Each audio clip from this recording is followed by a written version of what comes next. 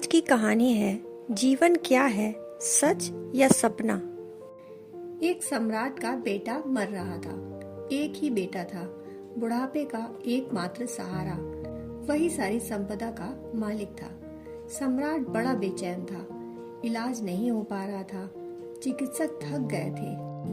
बचने की कोई संभावना ही न थी। आखिरी रात करीब आ गई। चिकित्सकों ने कहा सुबह हो जाए तो बहुत बड़ी बात, रात ही समाप्त हो जाने की संभावना है। तो सम्राट रात भर जागकर अपने बेटे के पास बैठा रहा।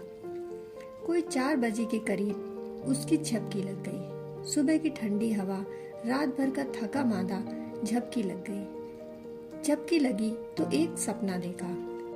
सम्राट ने सपने में देखा कि एक बड़ा ही विशाल महल है। यह जो महल जाग कर देखा था, यह उसके सामने कुछ भी नहीं। सोने का बना बड़ा सा महल। महल की सीढ़ियों पर हीरे जवाहरात जड़े हैं और उसके 12 बेटे हैं। उनकी बड़ी ही सुंदर काया है।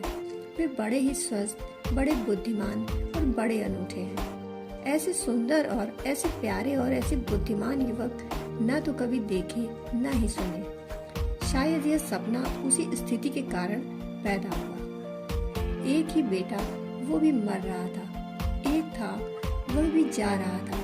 यह सारा मकान, सारे महल, सारा राज पड़ा का पड़ा रह जाएगा। जिंदगी भर सम्राट ने मेहनत करके खुद बनाया। खुद तो जाएगा ही, यह सब भी चला जाएगा। जिंदगी भर की मेहनत अजनबियों, परायों के हाथ पड़ जाएगी। जिनसे छीन छीन कर ली थी, उन्हीं के पास लौट जाएगी। यह सब महल खंडहर हो जाएगा। यही कामना, यही वासना, यह मन में चलता रहा होगा। इसी से उसे सपना दिखाई दिया। सपना भी तृप्ति के लिए ही पैदा होता है। जो जिंदगी में तृप्त नहीं होता, उसे हम सपने में पूरा करते हैं। यदि हम दिन में उपवास करते हैं तो रात्रि सपने में भोजन ही दिखाई देता है।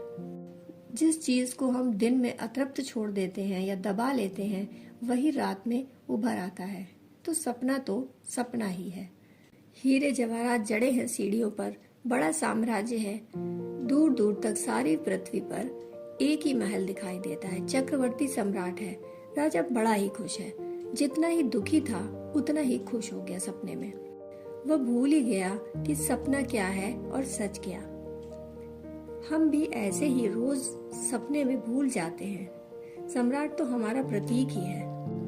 और तभी बाहर का बेटा मर गया। जब वह भीतर के बेटों के साथ मजा कर रहा था, प्रसन्न हो रहा था, बाहर का बेटा मर गया। पत्नी दहाड़ मारकर चिल्लाई। उसकी आवाज से सम्राट की नींद खुली। नींद खुलते ही सोने का महल गायब, 12 लड़के गायब, सारा राज्य गायब। सम्राट एक क्षण को ठगा सा रह गया। ऐसा कभी कभी हमारे साथ भी होता है। कोई हमें जल्दी जगा दे, जबरदस्ती जगा दे, झकझोर कर जगा दे आधी रात में, तो एक क्षण को हमें समझ नहीं आता कि क्या सच है और क्या झूठ। एक क्षण को पक्का ही नहीं होता कि हम कहाँ हैं, कौन हैं, क्योंकि अभी अभी कुछ और थे और एकदम से कुछ और हो गए। थोड़ा समय चाहिए होता है सपने से जागरण में आने में, जागरण से सपने में जाने में थोड़ी सीढ़ियाँ पार करनी होती हैं। पत्नी दहाड़ मारकर चिल्लाई तो सम्राट की अचानक नींद टूट गई। चौंक कर कुछ समझ न आया।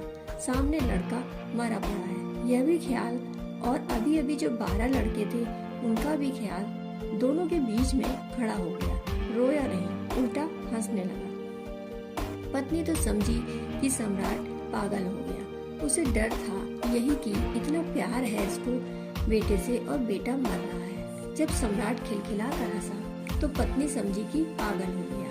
उसने कहा कि मुझे डर था, वही हो गया। आप पागल तो नहीं हो गए हैं, बेटा मर गया है और आप हंस रहे हैं। उसने कहा कि मैं इसलिए हंस रहा हूँ कि किसके लिए रो, उन 12 बेटों के लिए रो जो अभी अभी थे और बड़े सच थे, या इस एक के लिए रो जो अभी अभी था और बड़ा सच था और अब नहीं है। दोनों ही सपने टूट गए हैं। किसके लिए रो? उन महलों के लिए जो सोने के थे। पत्नी ने कहा कहाँ की बातें कर रहे हो, कहाँ के सोने के महल, कहाँ के 12 बेटे। सम्राट ने तब अपना सपना कहा कि इस सपने में मैं खोया था और बड़ा ही मस्त था। ऐसे ही यह भी एक सपना ही है। इस बेटे को मैं बिल्कुल भूल गया था जब भीतर के सपने में था। जब भीतर के बेटों को बिल्कुल भूल गया हूँ, जब यह बाहर मरे बेटे को देख रहा हूँ। हम बार बार रोज रोज जागने से सोने में जाते हैं, लेकिन सोने में रोज रोज सपना देखते हैं। सुबह जाग कर पाते हैं कि झूठा था, लेकिन रात फिर दोबारा सोएंगे, फिर सच हो जाता है। आदमी की भ्रांति कितनी गहन है। अगर हम सपने में जागना सीख जाएं, तो हम एक दिन अचानक पाएंगे कि जागना भी एक बड़ा सपना है और कुछ भी नहीं। जब तक सपने में तादाद में नहीं टूटता, तब तक इस बड़े सपने से तो कैसे ही टूटेगा। बहुत मुश्किल है। इसीलिए हिंदू इसको माया कहते हैं। इस बड़े सपने को माया कहते हैं। माया यानी सपना। दिखाई पड़ता है नहीं। जैसा दिखाई पड़ता है कम से कम वैसा तो नहीं है, और जैसा है वैसा हमें दिखाई नहीं पड़ता। वह सिर्फ बुद्ध पुरुषों को दिखाई पड़ता है। हमें तो जो दिखाई पड़ता है वह हमारी वासनाओं के पर्दे से छन छन कर आता है। हमारी कामनाएं, इच्छाएं, उन्हीं का रूप हमें दिखाई पड़ता है। यदि हम रोज रात सोते वक्त यह स्मरण कर सोएं कि जब सपना आएगा तो हम याद रखेंगे कि यह सपना है। 1-2 दिन में याद नहीं रहेगा, कम से कम 3 से 6 महीने तो लग ही जाएंगे। सतत अगर रोज रात सोते वक्त एक ही ख्याल रखकर सोएं कि जब सपना मुझे आए तो मुझे याद रहे कि मैं दृष्टा हूँ, यह सपना है। किसी दिन यह घटना घटती है। 3 से 6 महीने के बीच अगर सतत प्रयास किया जाए, अगर रोज यही सोचकर सोया जाए कि सपने को देख लूंगा और पहचान लूंगा कि सपना है। दोस्तों, कहानी सुनने के लिए आपका बहुत बहुत धन्यवाद।